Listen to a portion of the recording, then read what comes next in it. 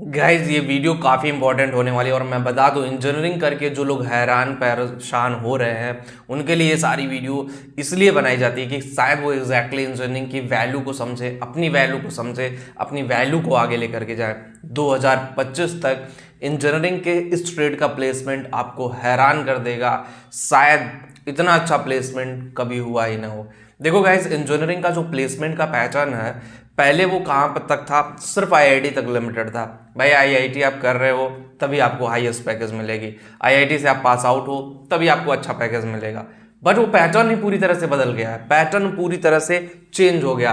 अब जरूरी नहीं है कि आप आईआईटीएन हो तभी जाकर के आपको 1 करोड़ का पैकेज मिलेगा, 5 करोड़ का पैकेज मिलेगा। नो, ऐसा जरूरी नहीं है कि आईआईटीएन हो। मैं एक अच्छा एग्जाम्पल सेट बताता हूँ आप लोगों को, शायद इस एग्जाम्पल से आपका माइंडसेट थोड़ा सा चेंज होगा।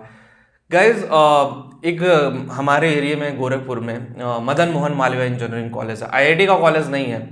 और मदन मोहन मालवीय इंजीनियरिंग कॉलेज पहले उत्तर प्रदेश टेक्निकल यूनिवर्सिटी से एफिलिएटेड था, खुद की यूनिवर्सिटी बन चुकी है, ट्रिपल एम यूनिवर्सिटी बन चुकी है।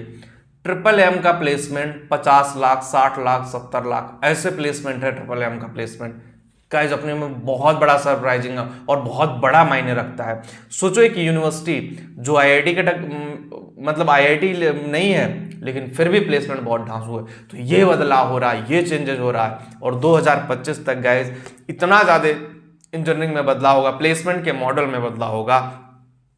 कंपनियां जब से ना स्किल देखने लगी हैं कि भाई मुझे स्किल्ड लोग चाहिए, जिनके अंदर स्किल होगा, स्किल्ड लोग चाहिए, वही हम प्लेसमेंट देंगे। ज़रूरी नहीं कि वो आपका आईआईटी हो, एनआईटी ही हो, वो कोई छोटा कॉलेज भी हो सकता है, कोई प्राइवेट कॉलेज भी हो सकता है, कोई छोटी यूनिवर्सिटी भी हो सकती है जहाँ से क्वालिटी इंजीनियर्स निकलते हैं, क्वालिटी लोग निकलते हैं, जहाँ पे स्किल बहुत अच्छी हो वहाँ से प्लेसमेंट होगा। तो ये एक बड़ा बदलाव हो रहा है, एक बहुत बड़ा बदलाव इंजीनियरिंग सेक्टर में हो रहा है और शायद इस बदलाव को आपको एक्सेप्ट करना पड़ेगा। अगर आप इस बदलाव को एक्सेप्ट नहीं करते हो गाइस, ट्रस्ट मी, आप कहीं ना कहीं अपने आप को भूल रहे हो। अपने इंजीनियरिंग की काबिलियत को समझो यार, अपनी इंजीनियरिंग की काबिलियत जो है उसको समझना पड़ेगा कि भाई आप एक इंजीनियर हो और चाहे बीटेक कर रहे हो, चाहे पॉलिटेक्निक कर रहे हो, अपने अंदर क्या स्किल है, अपने अंदर क्या वो टैलेंट है, उसको निकाल करके बाहर लेकर के आओ कि भाई मेरे अंदर ये टैलेंट है। अगर इंजीनियरिंग के बाद किसी और फील्ड में जाने का मन कर रहा है, इंजीनियरिंग में मन नहीं लग रहा है, तो भी वो इंजीनियरिंग फील्ड छोड़ दो। कोई ज़रूरी नहीं कि आप इंजीनियरिंग फील्ड में ही आगे बढ़ो।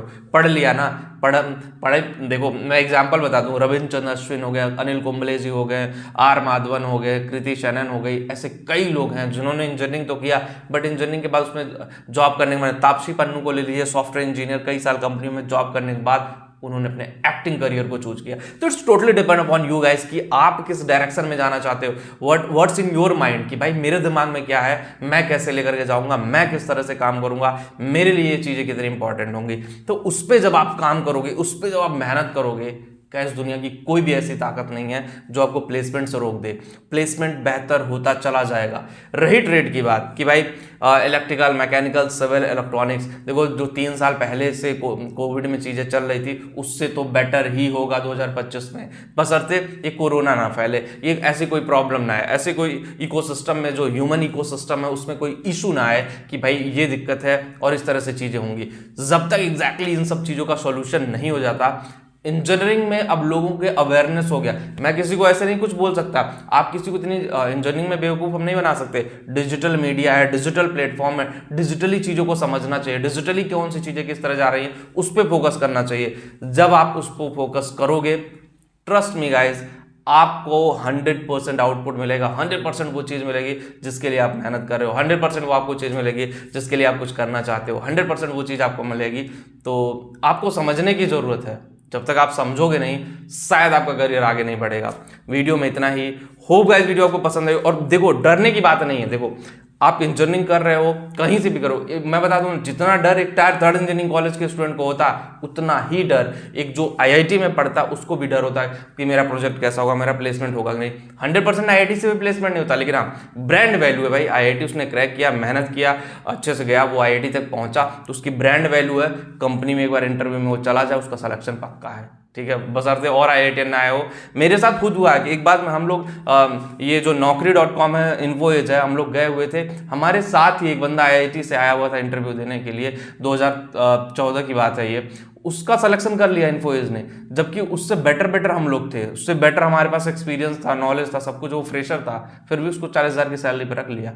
तो ये डिफरेंस है, what is the difference, what is the brand value of IIT, तो उसको समझना। लेकिन अब कंपनियां देख रही हैं कि भाई IIT के अलावा भी अब दूसरा ऑप्शन भी देख रही हैं, हमेशा IIT ही नहीं, दूसरा ऑप्शन भी देख रही हैं, उस ऑप्शन में आप भी फिट बैठ सकते हो। तो अपनी ब्रांच में बेस्ट बनिए, अपने ब्रांच में अच्छा नॉलेज रखिए, अपने ब्रांच में अच्छा स्किल रखिए।